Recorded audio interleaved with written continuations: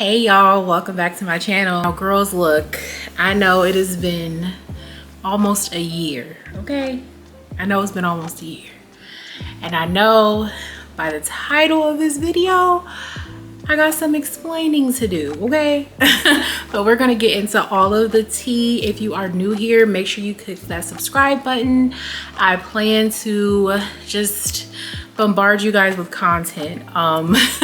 Once I give you guys these updates, you'll kind of see why I've been gone and kind of the direction of my channel and just a whole lot of stuff. We're gonna get into it. So if you guys want to stick around and see what your girl's been up to, then keep on watching. All right, so by the title of this video, y'all, I know there is a lot of explaining I have to do. I'm gone for almost a year.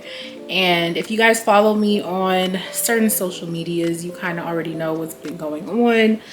But as always, I have to come update my YouTube fam. So y'all, where do I start? Well, if you guys hear someone in the background, that is a new guest that we have on this channel. And I will get more into that later on. But the first update that I want to kind of talk about is the fact that we moved, y'all. And I had every intention of vlogging that and sharing that experience with you guys. You guys know I've been in Atlanta for about almost 3 years this year, and it's just been a journey as far as like getting to know the city and, you know, different places that work for what we have going on, and then also like for our future. And so before we moved, or right when we moved, is around the time that I found out that I was pregnant. Actually, it was right after we came back from Los Angeles. So I think that was the last vlog I uploaded on my channel. So if you haven't seen that, then go ahead and finish this video, but then go back and watch that one. So by the time we got back from LA, we had got a new place. And then I want to say maybe a few days later, I found out that we were expecting. And y'all, when I tell you, I was so excited, but it was definitely scary, and not scary in the sense that most women are scared when it comes to pregnancy. I mean, I still have those fears too, but I haven't shared with you guys, and if you know, you know, but I was pregnant previously before, and I had a hyperemesis pregnancy that obviously did not end in a earthside child. And if you don't know what hyperemesis is, I will be putting out another video just to kind of talk about my experience, but in the meantime, you can Google it. And if you know anything about hyperemesis, there's an 80% chance of it reoccurring in subsequent pregnancies. So I knew that that was probably going to be my reality with this pregnancy. And so that was very scary for me, just because I had already experienced it before, just not with a full-term pregnancy, but I knew how bad it could get.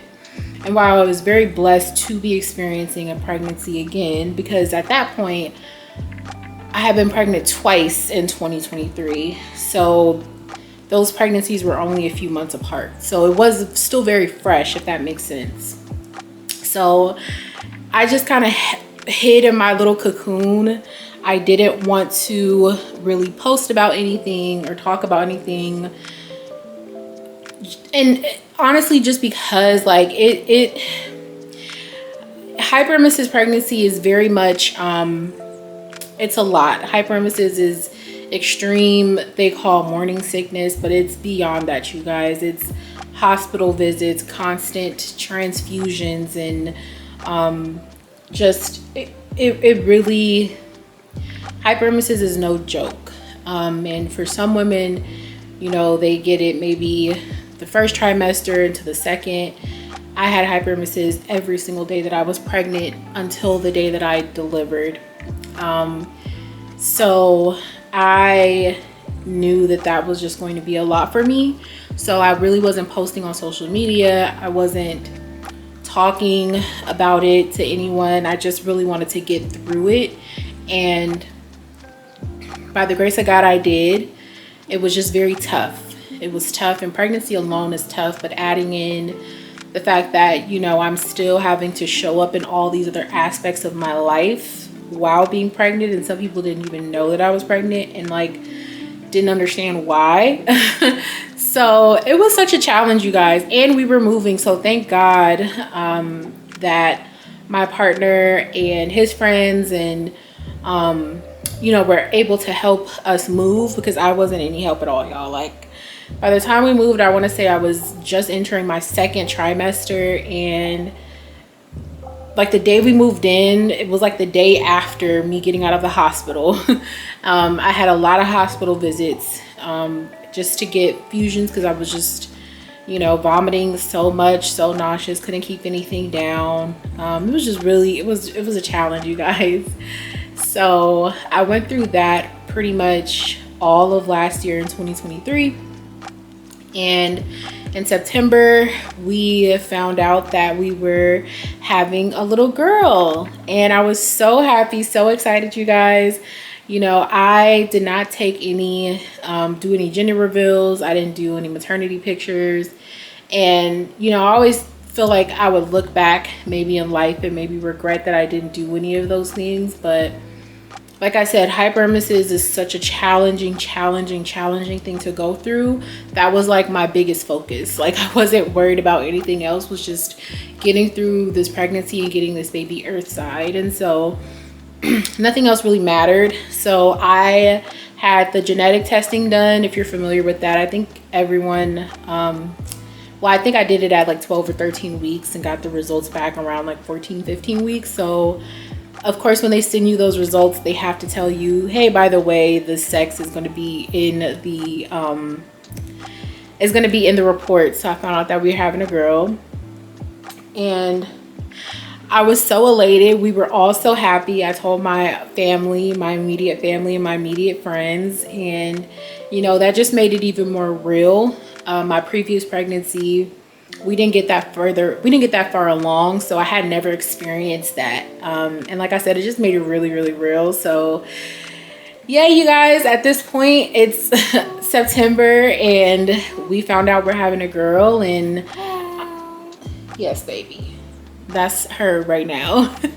And yeah, y'all, so I was so excited. And at that point, we were preparing for my family to come here for Thanksgiving, because we had already planned earlier that year that we were hosting Thanksgiving at our new house with all of our family. And I was like, oh my God, how am I gonna do this? Like, I can barely stand up. I can barely talk and make a sentence without having to throw up. How am I going to host Thanksgiving? So again, shout out to my partner. He ended up having Thanksgiving catered, so I didn't have to cook, even though I would have loved to do that, because I really do enjoy cooking. I just couldn't stand it. Like, any smells, y'all, like standing up for too long, all of those things triggered my hyperemesis very bad. And so at that point, I was just trying to survive. And so I outsourcing, y'all, outsource. Okay, if you're pregnant, if you're not, whatever the case may be, have kids, if you can afford it, outsource. Okay. Because that food was delicious, whether I cooked it, anybody else cooked it, whatever. So we had a really good time then. And I have a few clips of things, and when I say a few, I mean like a few clips of things that have taken place over the last year. Like I said, I wasn't worried about picking up a camera. I wasn't worried about documenting anything. I just really wanted to get through this pregnancy and get my baby. So by this time, you guys, I want to say it's around Christmas time, and I have been hospitalized at this point maybe four or five times. And they were extended hospital stays at this point. Like, they were concerned of maybe preeclampsia. So if you're familiar with preeclampsia, you know that's very, very serious. And so, you know, I think my longest stay in the hospital was a week. And so again, at that point, like, I'm still working, I'm still showing up, you know, in my life, and, you know, just trying to get through and be positive and be happy. But it was very, very tough. It was so tough, you guys, so tough. Like, You know, if they ever think that you have preeclampsia, or if you do, whether it's in the beginning stages, whether it's mild, whether it's severe, like, you know that it really comes down to you or the baby. And depending on how severe it is, like, you know, unfortunately they can have you deliver your child as early as 22, 23 weeks. And, you know, I really did not want that. I know how tough that can be. And so I wanted to hold on just as long as I can. In combination with that, the hyperemesis, you guys, I was going to get infusions, which are basically going to an outpatient place and getting an IV poked in my arm to get medicine and to get fluids in my body, because, you know, if you're throwing up more than you're taking in, you can become severely dehydrated, and that's not good for you or the baby. So for about, I want to say 5 months, almost 5 months, y'all, my arms looked crazy. Like, you know, I was literally getting IVs, I think up to 4 times a week, sometimes 5 if I needed to go to the emergency room just to survive. Like, you guys, 2023 has been a year, okay, y'all? When I tell you, I was trying to survive, okay? But thankfully, everything worked out. By the time the new year hit, you know, my doctor and I, or doctors and I, because I was seeing, and I'm going to talk about this more in depth in my hyperemesis series, because I have so many things that I want to talk about, so many tips, so many things that I feel like can help so many women who suffer with this silently and suffer with this and don't have all of the resources, or don't see women who look like me talking about this. But by the new year, by January, my doctors and I and my partner, we had all discussed, you know, what that looked like as far as delivery, when we would deliver. I had mild preeclampsia. And so again, just do your research, but preeclampsia is very serious, and it's a spectrum.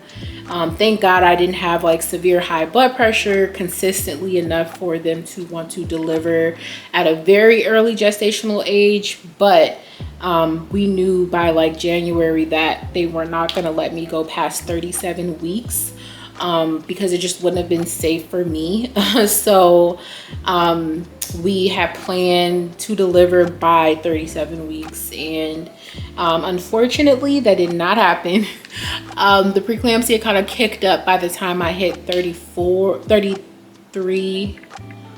weeks, and I was hospitalized again. And at that point, my medical team was basically like, you know, you're at a point right now where, you know, this is going to be more severe on you to continue on with the pregnancy than it would be to deliver your baby right now. And so literally the day before I hit 35 weeks gestation is when I gave birth to my beautiful baby girl. Her name is Parker, and she's sitting right here, you guys. She's sleeping right now, so hopefully if she wakes up during this video, I'll show you guys her, but if not, you'll see her in another video. But yes, I delivered her at 34 weeks and 6 days, and it was literally, I will tell you guys this because I don't see myself doing a labor and delivery story. I may talk about this in the hyperemesis, but I will say this: my entire pregnancy was the most challenging thing I've ever gone through. But y'all, labor was a breeze. Labor was literally a breeze, okay? And I am not a medical professional, y'all, so please don't take anything that I say in this video as medical advice or anything that you should be doing or, you know, asking about. But like, y'all, when I tell you I have extremely low tolerance for pain, and when they told me that I needed to deliver this baby, I had it in my mind all the way up until the day before delivery that I was going to have a C-section. I didn't care. I was like, I don't want to push. I don't want to be in pain. I've been through enough in this pregnancy. I want you guys to cut me and take the baby out, and I will heal at home. That was literally my entire thought process. And one of the doctors at the practice that I attend, well, that I go to, she came in and spoke to me, and she was just like, you know, we want to honor everything that you want as far as your labor and delivery wishes and what you feel comfortable with. But if you want my advice, which I did ask her for her advice just to kind of gauge and see what she thought. She was like, I would at least try and have a vaginal delivery before I go straight into a C-section. She was like, you don't want that to be your first route of, or first method of trying to deliver this baby. And I prayed on it. I called my partner, called my parents. He was already on his way to the hospital. He had went into work for like a few hours, but we kind of already knew I was going to deliver. And so he, yeah, I just asked everyone, like, what do y'all think? And everyone was like, again, it's your prerogative, Candace, whatever you want to do. And I prayed on it, and I was like, you know what? Let's just do it vaginally. And so when I got down to the labor and delivery floor, you guys, the medical team down there was like 10 out of 10. Like, they were amazing. And I had explained to them, the nurses, and I said, look, I have a very low tolerance for pain. How does this epidural process work? I was like, you know, is it a waiting line? You know, I don't want to be 6 centimeters and in the worst pain of my life, and I'm number 3 on the waiting list. Like, how does that work? And she was just like, you know, yeah, there could be a wait just depending on how quickly the anesthesiologist can get to everybody, but you know, it's up to you, like, when you want to do it. She was like, you know, just let us know. So I said, well, let's do it now. And I think I'm probably one of the first women ever in history to get an epidural before they even gave me Pitocin to kickstart labor. Like, before I was even in pain, I said, give me the epidural. Like, I didn't want to feel anything. And so another nurse, you know, everybody has their perspective. Another nurse was like, well, you know, if you do that, you know, what if it wears off by the time you are in pain and there's nothing we can do? And I was like, I'll take my chances. So I got the epidural, and that process was scary. It was more scary than it was painful, and scary because the fact that you cannot feel the lower half of your body was like terrifying. But I was tired. I had, the night before, when we knew that we were going to, you know, have the baby, they put me on magnesium. And if you're familiar with the magnesium drip, y'all, it's no joke. It's not as bad as I thought it was going to be and what I read up online. You just get really, really hot, but it does make you very, very, very, very just like out of it. So I was tired. I had a lot of drugs in my system, the epidural, the fluids, the magnesium. They had to give me fentanyl. It was a lot. So yeah, by the time I got the epidural, I was just sleepy, and I took a nap, and then I woke up and I just felt like I had to poop. TMI, but if you're watching this video, then you know what you're kind of in for. And I was telling my partner, I was like, hey, can you let them know that I have to use the bathroom? And they all rushed in there like, no, it's not the bathroom, it's the baby. They were like, you don't have to poop, it's the baby. And I was like, are y'all sure? Because it really felt like I just had to take a poop. So sure enough, it was not that, it was the baby. And yeah, it wasn't what people, and maybe because I got my epidural really quickly and had drugs in my system, I didn't have like a natural delivery, but I wasn't in terrible pain. Like, it felt like period cramps. By the time like they were getting kind of like excruciating, or by the time they were getting painful, they were never excruciating. By the time they were getting kind of painful, I was already 10 centimeters dilated and ready to push. And the hardest part of labor, the hardest part of delivery, the hardest part of pushing was the hospital bed. The hospital bed was painful, okay? I don't understand. Excuse me. I don't understand why on God's green earth they have these hospital beds that feel like cots. They feel like a cot, okay? My back hurt so bad. And it wasn't because of it was because of the hospital bed. It was so uncomfortable to be laying down and pushing on that hospital bed. And I 100% see in that aspect why some women opt for water births, or they opt to have babies at home in the comfort of their home, because that hospital bed was, it was quite literally the most painful part. And I just was like, can I sit up? Can I go on a walk? Can I take a breather? That was like, baby, you are in active labor. You're not walking anywhere. You have this epidural in your back. You're not getting up. Like, it was painful. And that was the biggest thing. So once I pushed my baby out, Parker came and she was beautiful and healthy.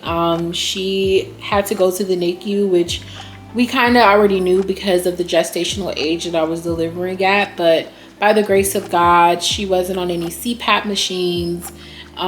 She was breathing room air. She, you know, the only thing that she immediately needed was an IV for her blood sugar was low. So they basically just had to give her sugar water. And that was pretty much it. She had a feeding tube for the duration of her NICU stay. And she was in the NICU for about 2 weeks. And basically the biggest thing was she needed to be able to take all of her feedings by bottle and not by her feeding tube in order to go home.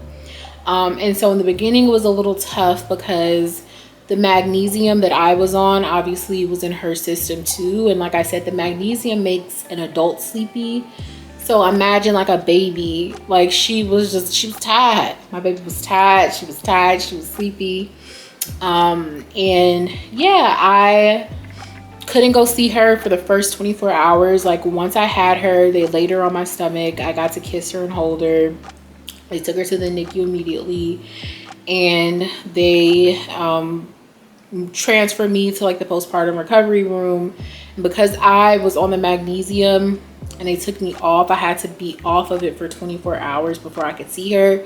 And just for liability purposes, because it makes you so drowsy, God forbid you're caring for your baby, you're holding your baby, you drop them or whatever the case may be, you just can't be on anything like that and around your baby. So her dad was able to go up there and see her and take pictures. We were on FaceTime, and if you're familiar with the NICU, they will let you, they're 24 hours. So as long as you are the parent, you can go up there at any point in time and go see your baby. So after the 24 hours was up, I was able to go up there.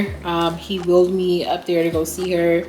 And yeah, we just spent time with her. And I will say that those 2 weeks that she was in the NICU was extremely hard for us, and me just being postpartum, trying to recover from such a traumatic pregnancy, and then going through labor, and then, you know, being discharged out of the hospital, I think maybe 3 or 4 days after she was born, and not going home with my baby was like tough. You know, just even stepping outside and seeing all these women in the wheelchair holding their car seats with their baby, and like I didn't have my baby with me. She got to see at the hospital. It was a lot. We were coming back and forth obviously up to the NICU to see her, spend time with her, and then also there was a lot of traumatic experiences that occurred in the NICU. And there's things that I haven't even shared with like my best friend. So Jenny, if you're watching this, I will have to catch you up, but it's just things that I haven't shared publicly or with anyone outside of my parents, because it was a lot. I will say is continue to always advocate for yourself and your child no matter what. But by the grace of God, she came home about 2 weeks later. She was able to eat and take all her feedings on her own. Yeah, mama. So yeah, she was able to come home, and she's obviously been home with us ever since. So I have just been adjusting to motherhood. I've been adjusting to our new home. Like I said, when I first moved in, I didn't get to do all of like the things that a woman would do in their home when they first move. Like, you know, I wasn't any help. So I've just been trying to do all of the things, y'all. So everything's been really good so far. Like I said, it's just been an adjustment. If you have kids, you know the newborn stage is like a lot, but I'd much rather have my baby home with me and here in my arms than anywhere else. So I'm so thankful for that. And we're just getting to know each other outside of the womb. Like, I know her, she knows me because she was in me, but you know, it's different when you're earthside and you're, you know, looking like, okay, you're my mom. I'm like, okay, you're my daughter. Like, so yeah, you guys, it's been a lot, okay? But I did want to wrap this video up, just kind of giving you guys like what to expect. I do, like I said, I'm going to commit myself no matter what to this hyperemesis journey series. There's so many things I want to cover when it comes to that. So if you've experienced hyperemesis, or you know someone who does, or if you do your research and it seems like something you've been through but just were never diagnosed with, you're gonna want to tune into this series because y'all, I learned so much.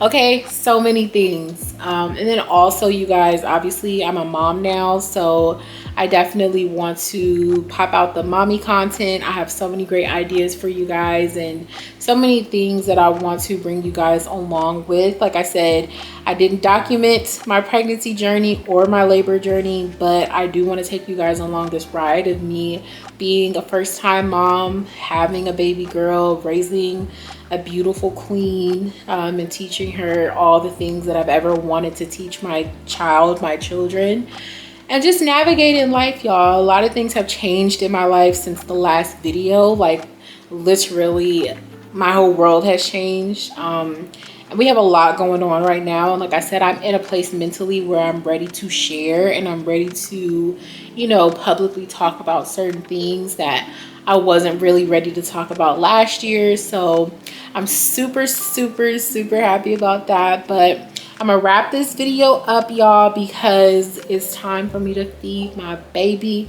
She's still asleep, so I will probably show her or introduce y'all in another video. But thank you guys so much for watching. I appreciate your continued support while I was out. And like I said, if you guys love this content, stick around for more, and I will see you guys in the next video. Bye, y'all.